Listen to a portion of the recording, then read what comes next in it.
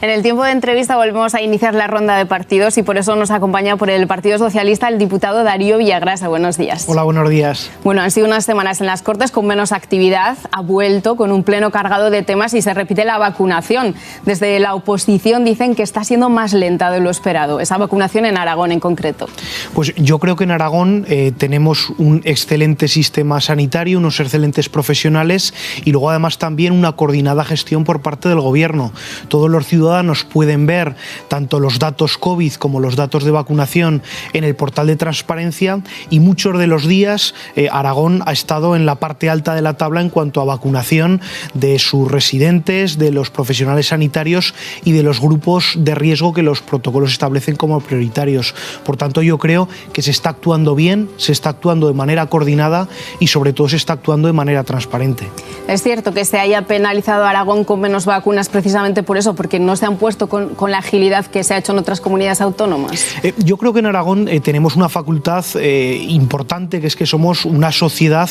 prudente y desde el inicio el Gobierno de Aragón guardó una serie de dosis como reserva estratégica, puesto que la vacuna se compone de 2 inyecciones. Si había problemas en la logística, era necesario garantizar una segunda dosis para hacer efectiva la vacuna y que no se perdiera esa dosis. Por tanto, yo creo que el Gobierno de Aragón no es que haya sido penalizado, sino que, insisto, el Gobierno de Aragón lo que ha hecho ha sido coordinar de una manera racional, con unos resultados satisfactorios y sobre todo de manera transparente. Muchos de los días podemos ver como el 80, el 90 o incluso a veces aprovechando esos viales por encima del 90 y tantos % se están administrando, por tanto de una manera eficiente y sobre todo creo que es muy importante de cara a los ciudadanos de manera transparente. Otra de las polémicas ha estado en esos cargos públicos, alcaldes, algunos del signo político que comparten con usted del Partido Socialista, que se han vacunado antes que les correspondía o saltándose los protocolos. Usted, que es alcalde de un pueblo no de Bujaraloz, ¿qué les diría? Pues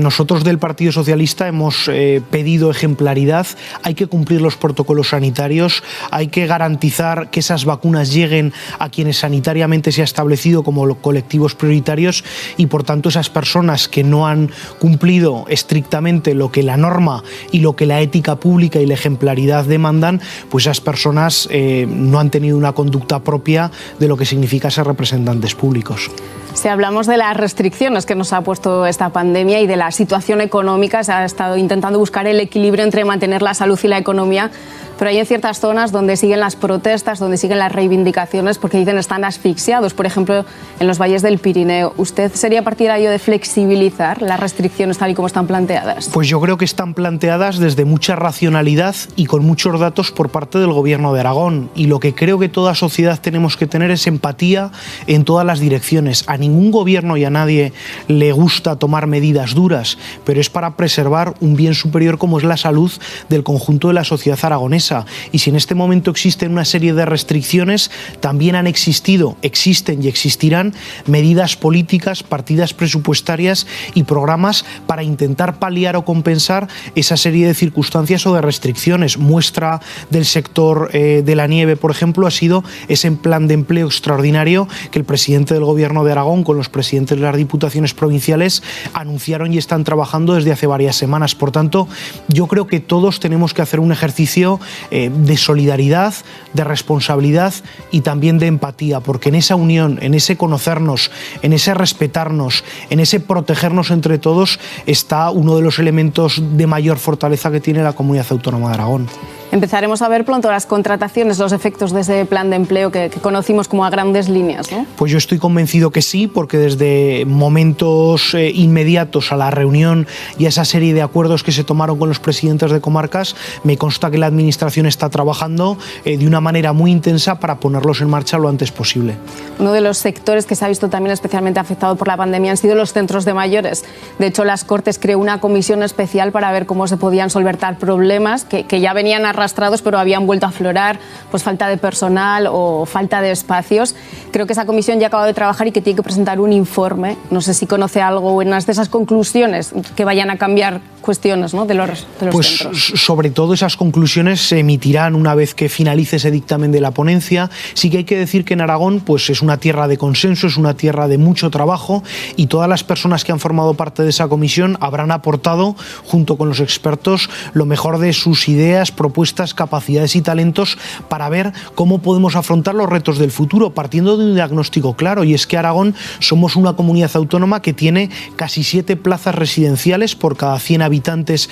mayores de 65 años, 2 puntos por encima de la media nacional. Somos una sociedad que tiene muchas personas mayores, y entre todos y todas tenemos que priorizar,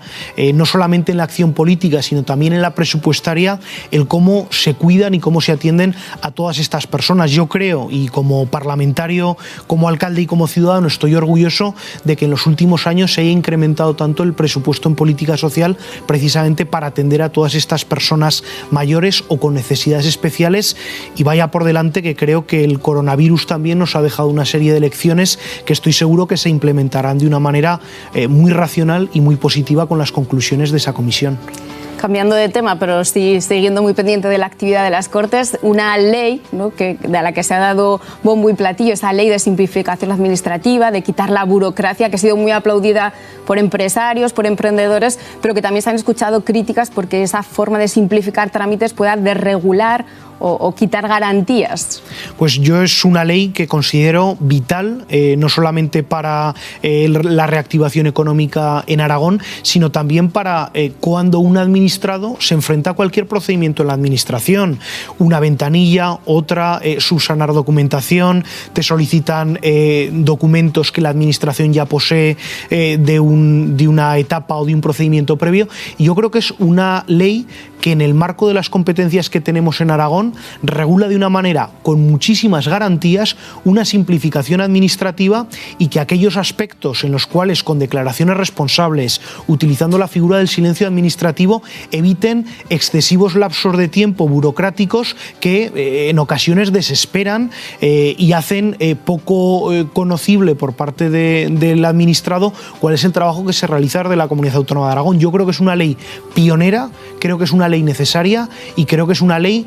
probablemente de las más importantes que este periodo legislativo va a conocer, porque no solamente va orientada a los ciudadanos o a la economía, va orientada a tener una administración moderna del siglo XXI, donde los trabajadores públicos son una parte esencial, y donde el deseo común por parte de todas las personas que formamos parte de la sociedad es que se funcione en tiempo, en forma, de manera eficiente, y que ocurran muchas cosas en Aragón. Y estoy convencido que de la mano de esta ley, a través de fondos europeos, de fondos propios, de inversiones de capital privado o simplemente del ejercicio de derechos de los ciudadanos, lo vamos a poder ver. Criticaba el Partido Popular que se haya acelerado el proceso y que se lleguen a modificar con esta celeridad hasta 14 leyes. ¿Eso es un riesgo? Yo creo que no es un riesgo, y el Partido Popular tiene que ser consciente que este calendario de tramitación fue acordado en la Junta de Portavoces con el consentimiento y con la participación también de su grupo político. Y precisamente, si una ley de simplificación lo que queremos es agilizar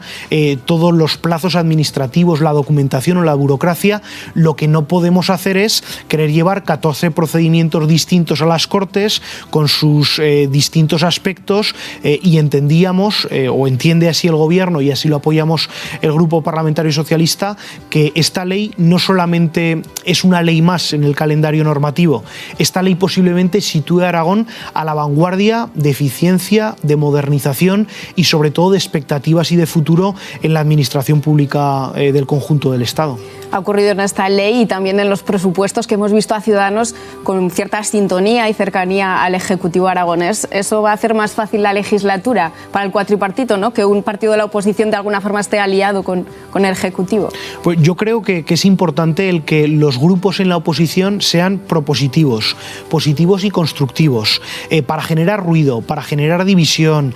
para decir aquellas cosas que cuando has estado en gobierno no has cumplido y que quizás no puedas cumplir cuando vuelvas a tener responsabilidades, pues para eso están malos ejemplos. Y desde el PSOE sí que valoramos de una manera positiva el apoyo de Ciudadanos a los presupuestos, el apoyo de Izquierda Unida, el haber generado un presupuesto con el apoyo de 6 de 8 grupos parlamentarios, con un apoyo a las cuentas